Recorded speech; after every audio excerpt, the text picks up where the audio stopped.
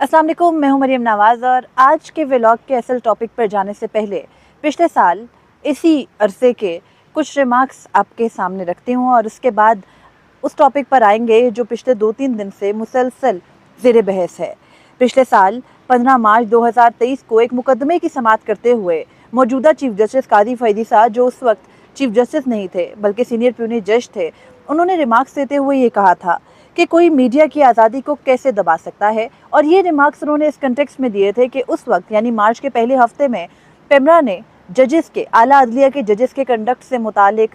Media को कोई भी खबर या कोई भी बयान नशर करने से रोका था। और उसी जो पेमरा का नोटिफिकेशन था उसको ज़ेर बहस लाते हुए चीफ जस्टिस कादी फैदी साहब ने एक टोटली गैर मुतल्लका मुकदमे में ये रिमार्क्स दिए कि तासुर ये दिया जाता है कि शायद अदालत ने लोगों का गला घोंट दिया है, लेकिन पेमरा ने अपने एक खत के अंदर सैटेलाइट चैनल्स को आला अदलिया के जजेस के कंडक्ट से मुतालिक खबर चलाने से रोका है। उन्होंने कहा कि सुप्रीम कोर्ट रियासती इदारा नहीं बल्कि आइनी रेगुलेटरी बॉडी है। और उन्होंने कहा कि पेमरा ने सुप्रीम कोर्ट के स्टेटस में तरक्की करते हुए, क्योंकि पेमरा ने तब सुप्रीम कोर्ट को आला रियासती इदारा कहा था, और फिर ये कहा गया कि क्या पेमरा ने अदलिया का बेड़ा उठा रखा है। उसके अलावा चीफ जस्टिस कादी फैदी साहब ने यह भी सवाल किया कि पेमरा टीवी चैनल्स को कुछ भी नशर करने से कैसे रोक सकता है। और उन्होंने ये भी सवाल किया था कि क्या जो इस वक्त का पेमरा है, क्या वो टीवी चैनल्स के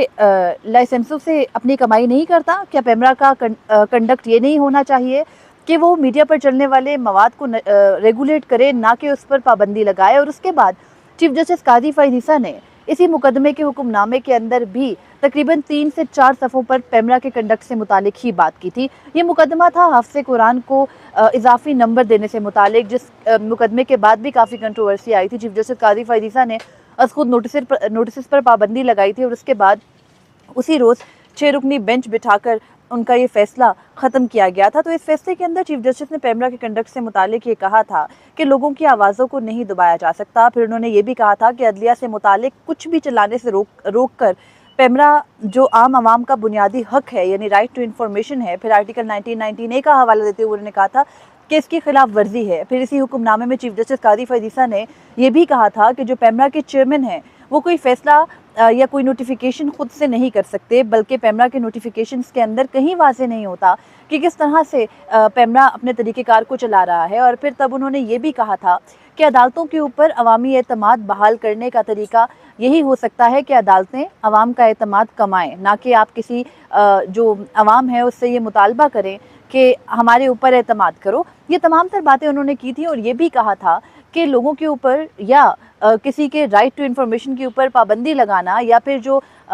इन्फॉर्मेशन है उसके फ्री फ्लो को रोकना, इस बात का भी गमाज़ है कि आप ना सिर्फ जो हमारे मुल्क के कवानीन हैं या मुल्क का आइन है उसकी खिलाफ वर्जी कर रहे हो, बल्कि इस्लामी और शरई इक़दार की भी खिलाफ वर्जी कर रहे हो। और वहाँ पर उन्होंने हवाला भी दिया था इमाम अबू हनीफ़ा का उसी ऑर्डर के अंदर, और ये कहा था कि वो क्योंकि उस वक्त जब उनका ज़माना था तो तब वो उस वक्त के जो काजी थे उन पर तनकीद किया करते थे। तो उस वक्त का जो भी उस वक्त इक़्तिदार में था शख्स, उसने इमाम अबू हनीफ़ा को उनकी तनकीद ख़त्म करने के लिए एक आला काजी की, जैसे चीफ जस्टिस का ओहदा होता है, उसकी सीट की ऑफ़र भी की, लेकिन उन्होंने ठुकरा दी। और उनकी ऑफ़र ठुकराने पर इमाम अबू हनीफ़ा को उसने कैद कर दिया और उसी ज़िंदा में उन्होंने अपनी जान दे दी। लेकिन वो जजेस पर तनकीद करते रहे। चीफ जस्टिस कादी फैदी साहब उस वक्त जजेस पर तनकीद को जायज़ समझते थे। लेकिन आज की सूरत हाल कुछ ये है कि पेमरा ने 21 मई 2024 को एक नया नोटिफिकेशन जारी किया है, जिस नोटिफिकेशन के मुताबिक अदालती कार्रवाइयाँ अब नशर करने की इजाज़त नहीं होगी। इस नोटिफिकेशन के ज़रिए लोग ये भी ख्याल कर रहे हैं कि शायद अब कोर्ट रिपोर्टर्स, जो कि पिछले कुछ सालों में तो नहीं कहूँगी, शायद पिछली 2 दहाइयों से एक बहुत सख्त अहमियत इख्तियार कर गए थे मीडिया के अंदर, उनकी लाइफ को ख़त्म करने की कोशिश की गई है, उनके काम के ऊपर कदगन लगाने की कोशिश की गई है। हालांकि कोर्ट रिपोर्टर्स की लाइफ एक मुश्किल लाइफ होती है। वो अदालती जो अंदाज, जो जिस तरह से अदालत के अंदर बात हो रही होती है उस चीज़ को उसी तरह से रिपोर्ट करते हैं, उसी तरह से लेकर चलते हैं। और उनके पास कोई बहुत ऑप्शंस नहीं होते कि वो खुद से स्पेकुलेट करके कोई चीज़ चला दें या उनकी जो राय है उसके ऊपर वो अदालती कार्रवाइयों से हटकर हो। लेकिन पेमरा के इस नोटिफिकेशन के बाद, जिसमें ये कहा गया है कि किसी भी ज़ेर-ए-इल्तिवा मुकदमे के ऊपर आप कुछ रिपोर्ट नहीं कर सकते, उसके फैसले को प्रिडिक्ट नहीं कर सकते, मीडिया जो चैनल्स हैं वो एहतराज़ बरतें ऐसी किसी भी टिकट्स को या किसी भी ज़ेर इल्तिवा मुकदमे की कार्रवाई को अपने टीवी चैनल्स पर चलाने से, तो उसके बाद ये बहस या ये नुक्ता जहन में आता है कि कैसे जो हमारा रेगुलेटरी इदारा है, Pakistan electronic media regulatory authority यानी पेमरा, वो और तो किसी भी चीज़ पर नहीं बोलती। जब जजेस के ख़िलाफ़ तनकीदी प्रेस कॉन्फ्रेंसेस करते हैं हुकूमती वज़रा या हुकूमती सेनेटर्स या फिर कोई भी शख्स आके, या जैसे कमिश्नर रावलपिंडी का चले हवाला ले लें, उन्होंने आके की, तब तो पेमरा नहीं बोला, तब तो पेमरा ने कोई नोटिस नहीं किए। लेकिन अब पेमरा ने पाबंदी लगा दी है कोर्ट रिपोर्टिंग के ऊपर, और उसके बाद हो ये रहा है, यानी आज परसों ये पाबंदी लगी और कल फिर भी टीवी चैनल्स ने उस पाबंदी के बावजूद भी जो मुख्तलिफ मुकदमात इमरान खान के ही चलते हैं आजकल तो ज़्यादा, जब उनकी समातों का अहवाल उन्होंने बताया, तो उसके बावजूद आज नोटिस जारी किए गए मुख्तलिफ टीवी चैनल्स को, जिसमें मना किया गया उनको कि आप ये अदालती कार्रवाई ना दिखाएं। अब देखना ये है कि चीफ जस्टिस काजी फैज़ ईसा अभी तो बैरून मुल्क हैं, उम्मीद ये की जा रही है कि शायद जब वो वापस लौटेंगे तो वो इस नोटिफिकेशन को भी इसी तरह बगैर उनके सामने आए, कोई मुकदमा नहीं लगा होगा, जैसे मैंने आपको शुरू में बताया कि एक टोटली गैर मुतल्लिका मुकदमा था, वो हाफिज़ कुरान को इजाफी नंबर देने से मुतालिक केस था, और उसमें जो बेंच था, उस बेंच के एक रुकन जस्टिस शाहिद वहीद ने इस बात से फैसले से इख्तलाफ किया था कि जस्टिस काजी फैज़ ईसा ने फैसले में जो तहरीर किया वो मुकदमा हमारे सामने ज़ेर इल्तवा नहीं था, यानी पेमरा के कंडक्ट से मुतालिक मामला नहीं था। लेकिन फिर भी चीफ जस्टिस ने उस वक्त मीडिया की आज़ादी और फ्री फ्लो ऑफ इंफॉर्मेशन को बुनियाद बनाकर पेमरा के खिलाफ ऑर्डर पास किया। उसके बाद जो फैज़ाबाद धरना से मुतालिक 1 नवंबर 2023 को केस की समाअत हुई, उसमें भी पेमरा ऑन नोटिस था, और पेमरा के ऊपर सवाल ये था कि क्यों कर आपने उस वक्त जो फैज़ाबाद धरना का फैसला था उसके खिलाफ नज़रसानी दरख्वास्त दायर की। तो यहाँ पर पेमरा के चेयरमैन को पेश होने का हुक्म दिया चीफ जस्टिस काजी फैज़ ईसा ने। सलीम बेग साहब जो पिछले 5-6 सालों से पेमरा के चेयरमैन हैं,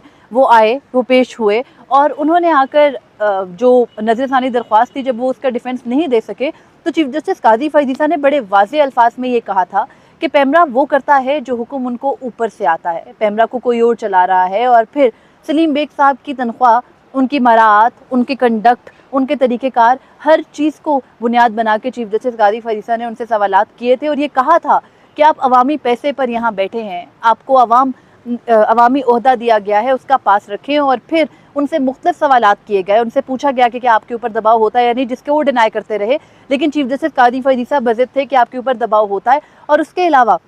उन्होंने ये भी कहा था, मुख्तलिफ जो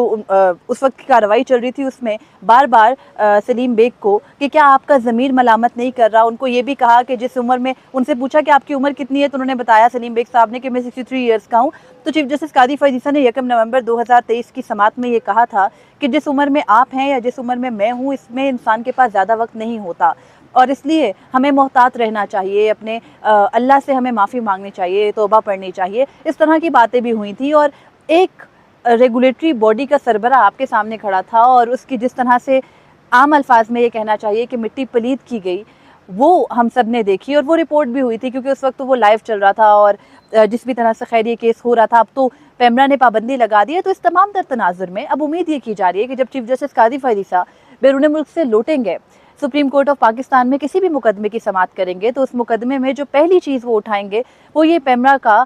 नोटिफिकेशन ही होगा, जिसमें मीडिया के ऊपर पाबंदी आयद की गई है कि आप अदालती कार्रवाइयाँ रिपोर्ट ना करो। अदालती कार्रवाइयाँ रिपोर्ट ना करने से नुकसान टीवी चैनल्स का होगा बिलाशुबा, और दूसरा नुकसान इन जजेस का होगा। और फिर आप ये भी पाबंदी आयद कर रहे हो कि किसी ज़ेर इल्तवा मुकदमे के ऊपर कोई डिस्कशन, कोई एनालिसिस नहीं होना चाहिए, उसके आउटकम से मुतालिक नहीं होना चाहिए। एक चीज़ तो तय है, कोई भी मुकदमा ज़ेर इल्तवा हो तो उसमें किसी भी फरीक के ऊपर दबाव नहीं डाला जा सकता, या उस फरीक को अपने सबूत वगैरह दिखाने या किसी भी अदालती कार्रवाई के ऊपर असरअंदाज होने की कोशिश तो पहले ही नहीं की जा सकती, मीडिया को ये इजाज़त ही नहीं है। तो फिर ज़ेर इल्तवा मुकदमात की कार्रवाई को रिपोर्ट करने की पाबंदी पेमरा ने किस तरह लगाई, क्या बुनियाद बनाई, क्या ये सारे सवालात होंगे। अब ये भी इरादा जाहिर किया जा रहा है कि मुख्तलिफ हाई कोर्ट्स के अंदर पेमरा के इस नोटिफिकेशन ने चैलेंज होना और मुअत्तल भी हो जाना है। लेकिन गुज़िश्ता चंद रोज़ से मुसलसल जजेस के ख़िलाफ़ प्रेस कॉन्फ्रेंसेस हो रही हैं, उनके कंडक्ट पर बात हो रही है, उनकी नीयतें चैलेंज हो रही हैं। गुज़िश्ता रोज़ सेनेट के सेशन के अंदर जिस तरह से सेनेटर्स ने जजेस को उनकी आईनी हदूद याद कराई और जिन अल्फाज में कराई वो सब भी होता रहा, लेकिन उस सब की नशरियात के ऊपर पैमरा आज पाबंदी आयद नहीं कर रहा, बल्कि मीडिया के ऊपर पाबंदी आयद कर रहा है। जबकि पिछले साल यही पैमरा इन्हीं जजेस के खिलाफ इनके कंडक्ट के ऊपर बात करने से रोक रहा था। उस वक्त के पैमरा और आज के पैमरा के ये दोहरे मयार क्यों हो गए? क्या इससे मुतालिक कोई अदालत सवाल करेगी? और जो हमारे मुनसिफ़े आला हैं जब वो लौटेंगे तो हमें उम्मीद यही करनी चाहिए कि माजी की तरह वो आज भी मीडिया के आज़ादी के ऊपर और उसके अलावा आम आवाम तक इंफॉर्मेशन की रसाई और उन तक अदालती कार्रवाइयाँ पहुँचने या जजेस से मुतालिक भी भले तनकीद हो। चीफ जस्टिस कादी फरीसा कहते रहे हैं कि भले आप हमारे ऊपर तनकीद करें, तो वो तनकीद क्या रिपोर्ट करने की इजाज़त देंगे या फिर इसी तरह जैसे अभी तक पिछले 5-6 माह से सेटिंग चल रही है उसमें खामोशी रखी जा रही है हर उस मामले के ऊपर जो हुकूमत करती है या हुकूमती इदारे करते हैं या रेगुलेटरी बॉडीज़ करती हैं, वही बरकरार रखी जाएगी? और क्या वही सलीम बेग साहब जिनको तौबा और उनकी आखिरत याद कराई गई थी और उनके ज़मीर की मलामत से मुतालिक और उनके ज़मीर जागने से मुतालिक सवाल किए गए थे, क्या आज उनको बुला कर ये सवाल किया जाएगा कि आपने ये नोटिफिकेशन कैसे किया? और अगर कोई अदालत इसको वापस कर भी लेगी तो क्या पैमरा का जो ओवरऑल कंडक्ट है उससे मुतालिक कोई बात होगी भी या नहीं? इस दौर में जहाँ पर पंजाब हुकूमत अब एक डेफेमेशन का कानून ले आई है और उस डेफेमेशन के कानून का भी बुनियादी मकसद यही है कि जो हक़ आज़ादी राय है किसी भी शख्स का, मैं सिर्फ मीडिया के तनाज़ुर में बात नहीं कर रही, उसको रोका जाए या किसी शख्स को महसूस हो, जैसे मुझे महसूस हो रहा है कि कोई बंदा अगर मेरे कमेंट्स में मेरे बारे में कोई बात कर रहा है तो मुझे हतक महसूस हो रही है, तो मैं उसके ऊपर हतके इज़्ज़त का दावा कर दूं, तो उस शख्स को अभी उस हतके इज़्ज़त का दावा प्रूफ होने से पहले 30 लाख रुपए का जुर्माना अदा करना होगा। तो क्या इस कानून को भी मौजूदा,